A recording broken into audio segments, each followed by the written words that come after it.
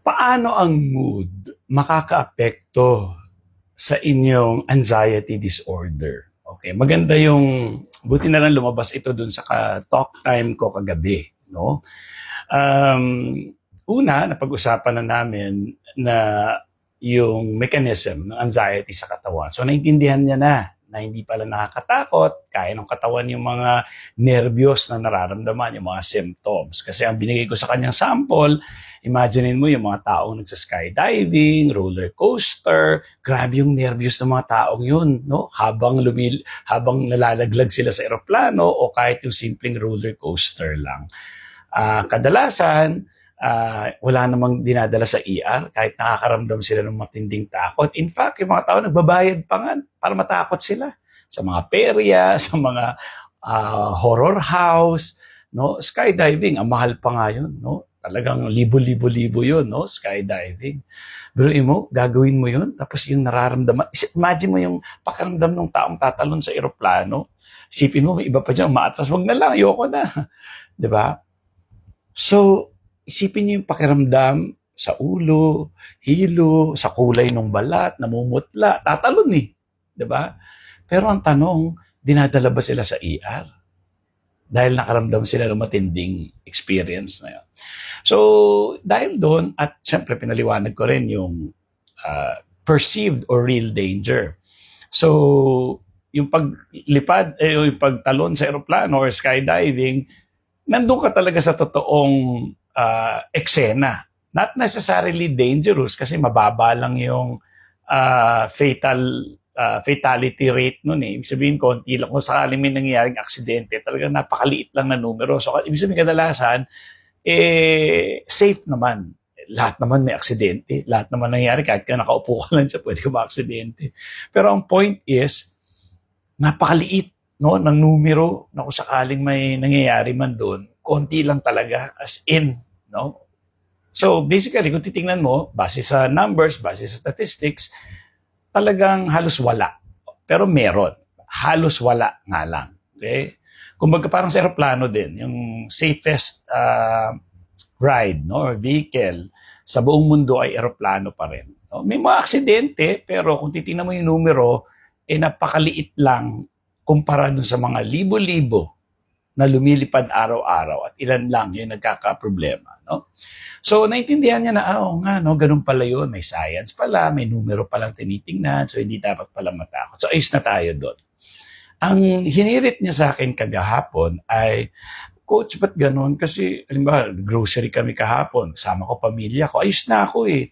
Tapos bigla akong yung na low mood, nag-low mood daw siya. 'Di ba may bad mood, good mood. So kanya parang wala daw siyang energy.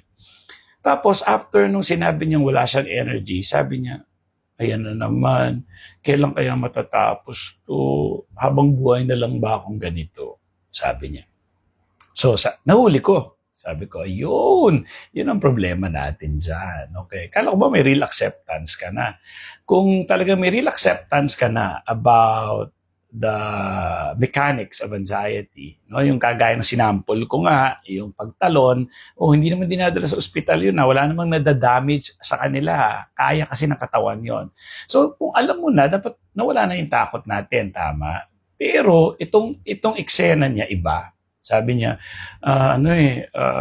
na low mood ako. So, pakiramdam ko ito naman siya, ganito. So, ibig sabihin, wala pang real acceptance. And it will take time. Kaya sabi ko, importante talaga nagjo-journal ka everyday. Kasi diyan mo nakikita yung history, no? Halimbawa, day 1, natakot ka, wala naman nangyari. Day 2, natakot ka, wala naman nangyari. Day 3, natakot ka, wala nangyari. Sa day 100 mo, dapat naisip mo na, paulit-ulit lang, wala naman nangyayari sa akin. Nasa utak ko lang lahat na masostroke ako, aneurysm, heart attack. Yung iba taon-taon na nga. So, ba't wala nangyari sa'yo? So, huwag mo nang isipin na yung anxiety mo ang magbibigay sa'yo ng ganun. Kasi wala nga, taon-taon ka na, wala nangyayari sa'yo. Huwag na matigas ang ulo. Pero hindi ganun kadali yun. Kasi kailangan may change talaga ng behavior at discipline. Kapag hindi mo ginagawa, yung mga pinagsasabi ko, halimbawa, yung exercise everyday, huwag kang umasa na gagaling ka.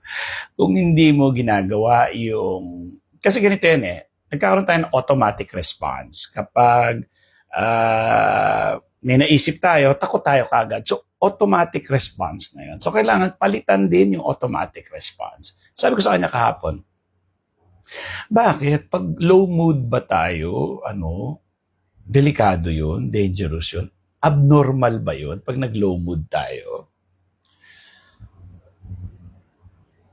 Tingnan mo dito ko napatunayan na yung kapag ano yun nasa isip natin, mangyayari sa katawan natin. Di ba? Yung kunyari, nag-isip tayo ng manggang hilaw, perceived lang yun, isip lang, hindi totoong manggang hilaw. Maglalaway tayo. So, isip lang, pero may nangyayari sa katawan natin. Naglabas siya ng laway, nagsalivate ka.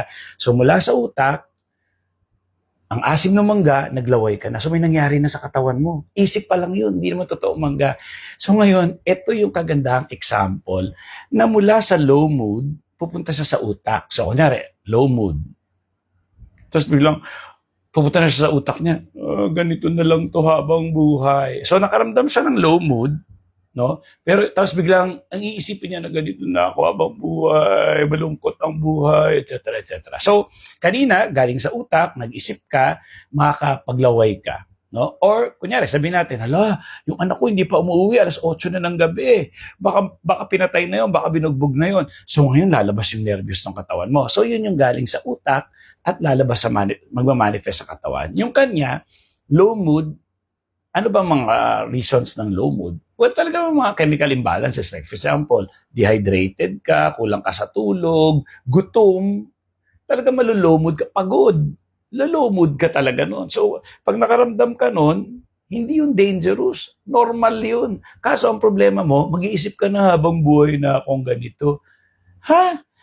So, ang sabi ko sa kanyang sample ko, nakita ka ng batang nag-aalboroto, yung 4 years old. Yung iiyak, magwawala. Anong sinasabi ng mga magulang?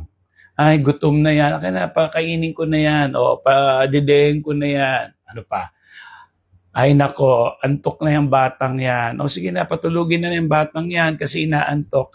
So, bad mood yung bata, tsaka low mood, it is because for some basic reason. Gutom, pagod, walang tulog, inis, may nararamdamang masakit sa katawan, pero not necessarily bad or dangerous ka agad. So, babaguhin natin yung reaction natin doon sa low mood natin. Kumain ka lang, uminom ka lang, pahinga ka lang. Ang daming pwedeng gawin. Huwag mo sisihin na nakaramdam ka. So, huhulihin nyo yung mga sarili ninyo. Kapag ganun na yung mga pag-iisip ninyo, ibaguhin nyo na kagad kasi walang katotohanan yun. I mean, it's normal. Bakit mo parurusahan yung sarili? Bakit ka magdudusa sa isang normal na bagay na buong araw pwede tayo mag-low mood, pwede ka magalit, pwede ka mainis, pwede ka matakot, depende kasi sa pag-iisip at sa nararamdaman natin. Naintindihan? Okay. So, kung gusto ko makausap, may bayad po. Pero dahil tulong ito, kayo magsabi kung magkano ang kaya ninyo. Okay? Kasi kung ang cognitive behavioral therapy, mahal po talaga yan. At may certificate ako at ako'y graduate din ng BS Psychology.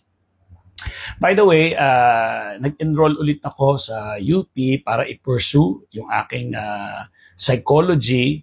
Kaso nga lang, pag graduate na talaga ako doon, tapos na ako sa psychology ko, mag-masters ako para may clinic na ako. No? Yun, no? Kaya ngayon, coaching lang muna tayo. Hindi ako nagda-diagnose para lang safe tayo lahat. Okay? Huwag gamitin itong video ko to diagnose yourself. Kailangan po kayo ay diagnose ng doktor. Ngayon, pag sinabing mental lang yan, wala kang sakit talaga sa pangangatawan, healthy ka, malakas puso mo, walang problema sa lungs, sa thyroid, at kung ano-ano pang mga pwedeng mag-cause ng simptomas mo na totoong sakit. Then pwede tayo mag-usap kapag sinabi na ng doktor. Okay? So, yeah, magpa-schedule kayo sa akin at subukan ninyo. No? Baka pwede naman. Kailangan kasi fair din naman sa oras at skills ko. At yung sa certificate ko, mahal-mahal na certificate ko. So, medyo pila na tayo. Yan, kung interesado kayo, message lang sa akin. Okay? So with that, I hope nakatulong itong video na to. Maraming salamat. Bye!